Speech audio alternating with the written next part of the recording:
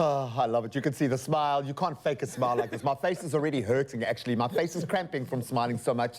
Humour has a very unique power to unite people, and our next guest is a maestro in harnessing that power. Oh, yes. Ladies and gentlemen, put your hands together for the genius of comedy, Marc Lottering! What an intro. Wow, the man We've done himself. better. No, we have done better. What an intro.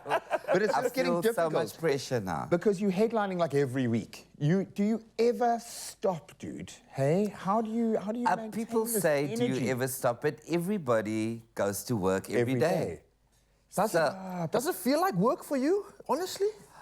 Well, I mean, obviously the difference is the money. I make like a lot of money. But no, it doesn't feel like work. I think there's always just this thing that when people see me, even if they're not coming to the theatre, if I bump into people in a parking area or whatever, people smile. Yeah. Or hopefully laugh.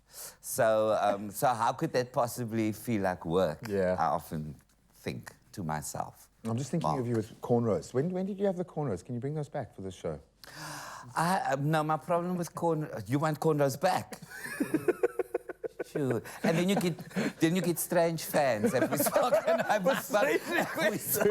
Because that came from absolutely nowhere. When you changed your hair that one time. There was just such intensity around it.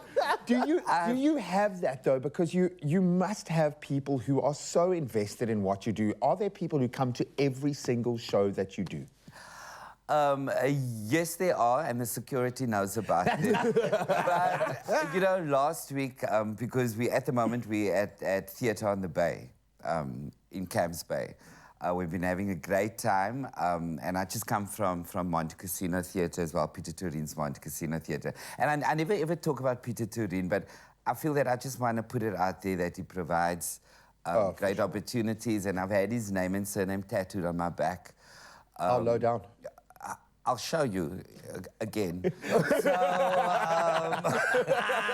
I was at Pieter Toerien's Theatre in Camps Bay, and you talk about strange people, but people enjoy comedy, but then some people, I don't know if they take it too far, or maybe they're just so happy. And I'm speaking to this woman, and she says to me, I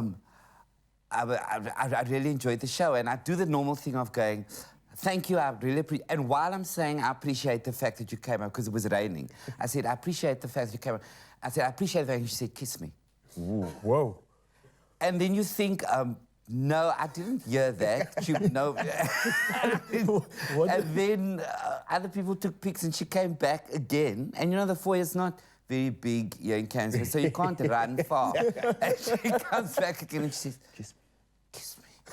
But she did it in a way where even if you don't believe, that Lucifer dwells amongst us, you sometimes meet people and you go, wow. I'm going to pray for you for a long time. Because, she was there with some other people. How many kisses did she get, though? I think the viewers want to know how many kisses she actually got. Yeah. So I wrote that musical, okay? So you did. You wrote that musical. I wrote that musical, and Yakta Prester, who's singing on the show today, just said to me, so what is it, a musical? Stand-up, And then I was traumatized because there was a time when he used to Google me every day to find out exactly what I'm doing. And that's why he is where he is today, because he used to follow my career path. Inspired. Copy and paste. Yeah, for sure. But for that coloured thing. He can do the corners. He can do the corners. You're still there, Graham. And I said to Yak, I'm traumatized that he's not Googling me, because if he was Googling me, it's a stand-up show. So I talk about the fact, because I wrote these anti-mall musicals, so I have to, I moved from just being alone on stage to suddenly being with 20 other people on stage. And so the show touches on that. And for me, the big difference, I love being on stage with other people, because when you're going through a hectic time, or when there's load shedding in the theatre, what are we going to do, or what's happening? Yeah, you can talk. Else.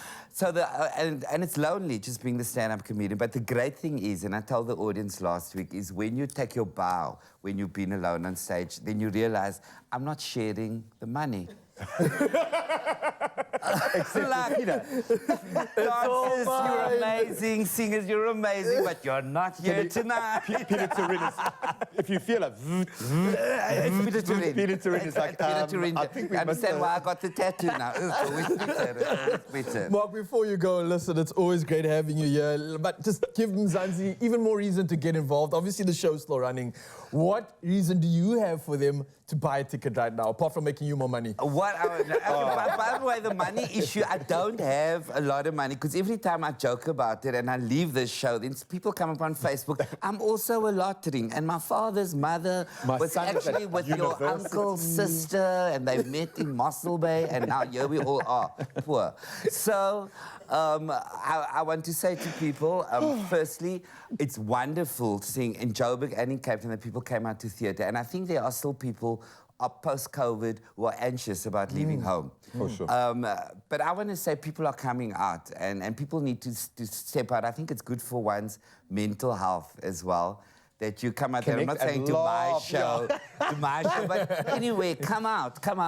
As someone told me years ago. And then the other thing I want to say is that the show is going, if you're watching the show and you're anywhere in the country near Berge, Mossel Bay, George, the Hilton Arts Festival in Pietermaritzburg, that's even happening next month, Elizabeth Snedden in Durban, I'll be at all of those theatres. So do go on to presumably performing a marklottering.com. show at those theatres. Well, I didn't promise them the show, but they're keeping the bar open. They got tequila's cheap in Mossel Bay. Did you not know this? Oh, for sure. It's like the bowling yeah, club. that's No, what I'm for sure. doing. So marklottering.com, Mark with a C. All the dates are there for the entire year. And these shows do sell out very quickly, as we've experienced now. We still tend to wait. To say, I'll wait. But come to the show. Don't pay the children's school fees. Don't pay your bond, because things can happen next For sure. week. Life promises you nothing. Then you're dead, Life promises you and you nothing, yeah, for wouldn't sure. at the show, and the last thing you did before you died was the school fees and whatever. It doesn't benefit anyone in the long go. run. If you want to kiss... It's not even a great school. Well, so, so people need to think, just go and laugh. Just go and laugh and maybe get a smooch from your favorite. How weird is that? Just talk to me and suddenly say, kiss me. Kiss me with those let me talk, and then you just suddenly said. Anyway, so Graham and I was just thinking that it's great. And yeah. Kiss me. You see, it's happening to me again. Okay. Be sure to catch one of South Africa's favorite comedians in his latest solo stand-up show. So I wrote that musical, and it is a stand-up show. It's not a musical. He might sing, he might hand out free kisses, but I promise you one thing, you will probably wet your pants from laughing because he's that funny and we love him. Thank you, Guy. Thank you. Now kiss me.